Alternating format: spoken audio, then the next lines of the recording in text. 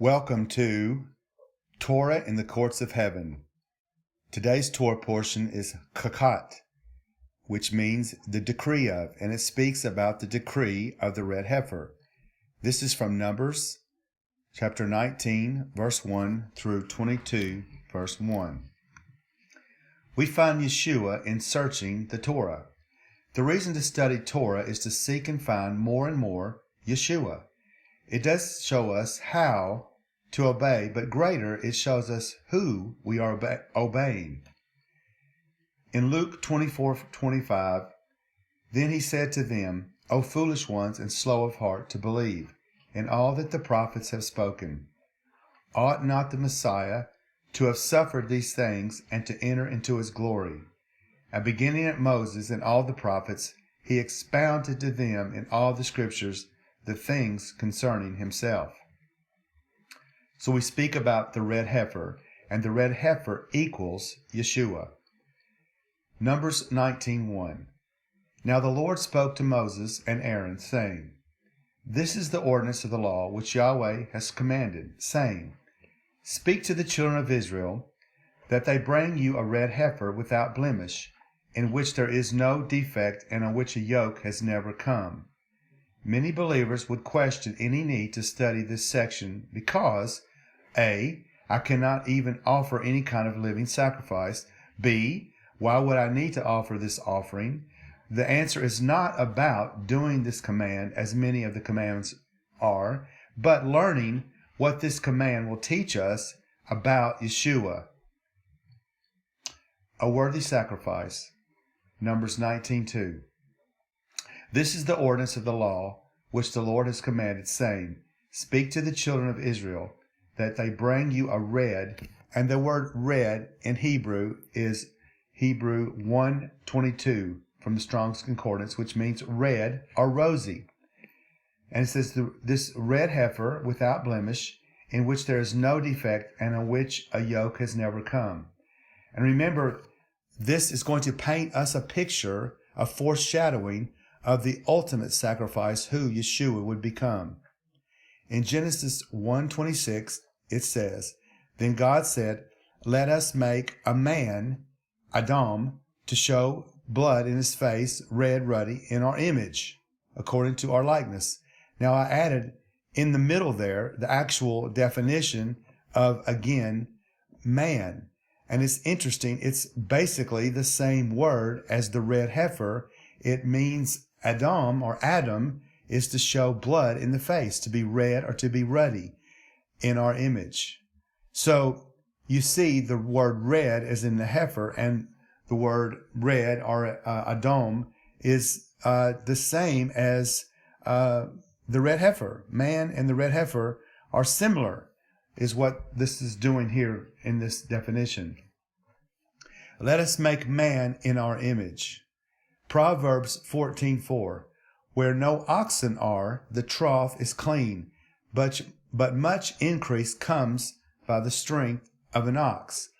And as we remember, the first letter of the Hebrew alphabet is Aleph, and it means ox, and which means strength, power, and so many more things, and it ultimately represents Yahweh.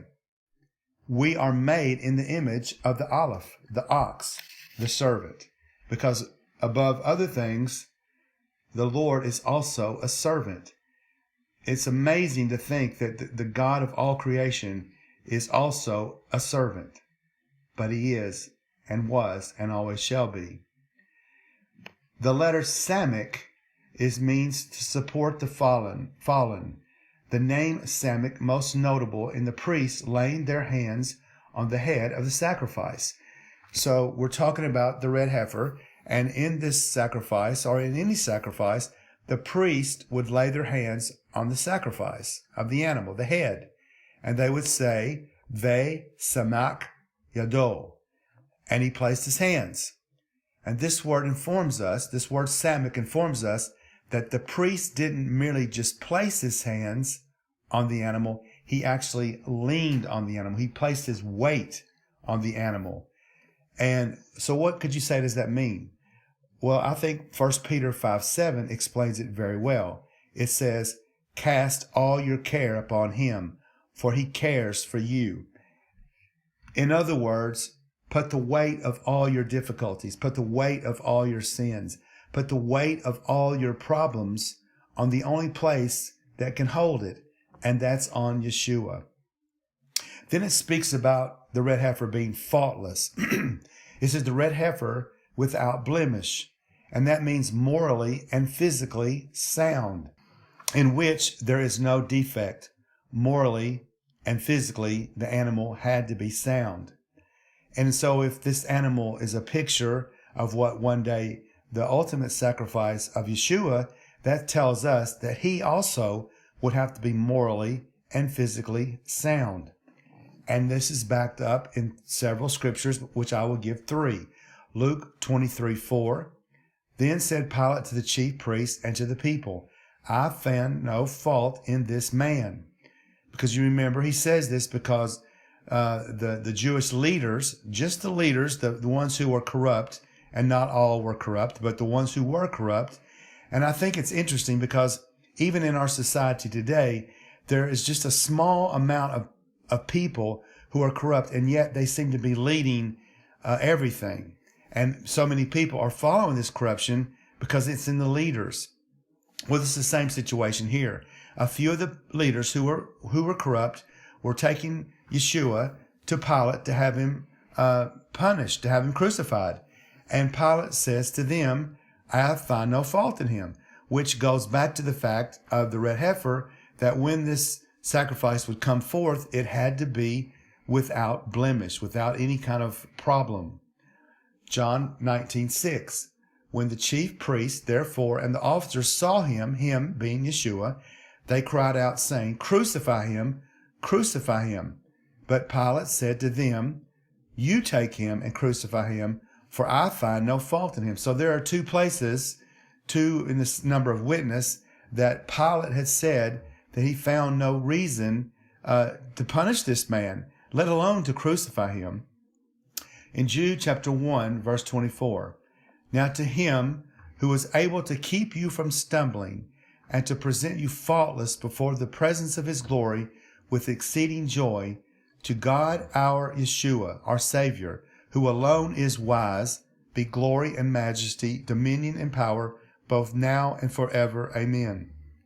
So here, which is a wonderful idea, but it's the truth, that one day this faultless and perfect Lamb of God, this God-man, is going to be able and will present those who trust him before the Father in heaven as also faultless and without sin as he is. What a wonderful thing to remember. So now it talks about this ox, that it could never have had worn or had placed on it a yoke being something that would cause it to be able to do work. So it says this red heifer without blemish, in which there is no defect, and which there is no yoke has ever come. And then so in Matthew 11:29 it says, Take my yoke upon you and learn of me, for I am meek and lowly of heart, and you shall find rest in your souls. And verse 30, For my yoke is easy and my burden is light. So this is the picture of this animal, okay, that never has had a yoke placed upon it. And yet here is Yeshua speaking of this yoke, and he says his yoke is easy and his burden is light. So we can place our burdens on him. We can place our yoke of bondage on him. This word of this yoke of work. But what is the yoke of Yeshua? You are his yoke. You are his burden. In Matthew 11:30, For my yoke is easy, my burden is light. And it's a word that is so interesting because it speaks of this burden. Our yoke is the word shavarim. And it's so cool because the shavarim, which is a yoke or this burden, it also in Hebrew is friend. So, and isn't it true? If you have a friend you are, and that's the meaning of a real friend, that they won't just be a fair weather friend, as sometimes you heard that said, because in truth, a fair weather friend is no friend at all. A true friend is one who will stick closer to you than a brother, a one who will share in your joy and your celebrating, but also will get down in the dirt, in the ditch with you and pull you out and serve with you. That is the meaning of a friend. That is a true friend. And that is what Yeshua is. He is our one that we can come in, and he will take up our burden. And our burden, of course, is our sins, but not just our sins, our problems, our day-to-day struggles. We can place those on him because he will bear them. So with understanding that, I wouldn't mind. I would think this would be a wonderful thing if you could do this. So proclaim with me now that this is, place your name in this blank. And you can say blank is the burden of Yeshua. So blank is the burden of Yeshua. You, in other words, are the burden of Yeshua. So I'm going to say my name. As I do, you say your name is the burden of Yeshua. So Benny is the burden of Yeshua. I'm going to say it again. Benny is the burden of Yeshua. I'm going to say it one more time. Benny is the burden of Yeshua. And I hope if you didn't do that, you'll do it, because I'm telling you, saying that out loud, saying that and exhorting it to the Lord, that you realize you need to lean on the Lord. You need to lean on him. And by saying these things, you're recognizing that you can't do it, that you're giving it to him. Well, it says this in Psalm 55:22. Cast your burden on the Lord. Cast your burden on Yahweh, and he shall sustain you. He shall never permit the righteous to be moved. 1 Peter again, 5:7, casting all your care upon him, for he cares for you. Listen, he does care for you. The Lord loves you. He cares for you. So cast your burden on him. Your reward is directly proportioned to your willingness to serve. In Mark 10:44, it says, and whoever of you desires to be first shall be a slave of all. For even the Son of Man did not come to be served, but to serve and to give his life a ransom for many. So we must be willing to serve. And if you're not willing, ask the Lord to make you willing, to make you a servant, to show you what it means to be a servant. And he'll do it because he totally knows.